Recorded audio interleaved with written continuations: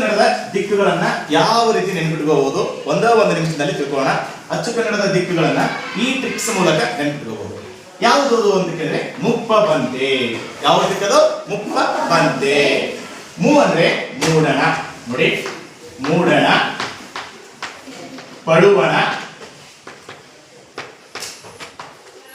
ಬಡಗಣ, ಬಳಗಣ, ತೆಂಕಣ. ಈ ಒಂದು ಟ್ರಿಕ್ ಮೂಲಕ ಅಚ್ಚು ಕನ್ನಡದ ದಿಕ್ಕುಗಳನ್ನ ನಾವು ನೆನಪಿಟ್ಕೋಬಹುದು. ನೋಡಿ, ಮೂಡಣ ಅಂತಂದ್ರೆ ಪೂರ್ವ, ಪಡುವಣ ಅಂತಂದ್ರೆ ಪಶ್ಚಿಮ, ಬಡಗಣ ಅಂತಂದ್ರೆ ಉತ್ತರ, ತೆಂಕಣ ಅಂತಂದ್ರೆ ದಕ್ಷಿಣ.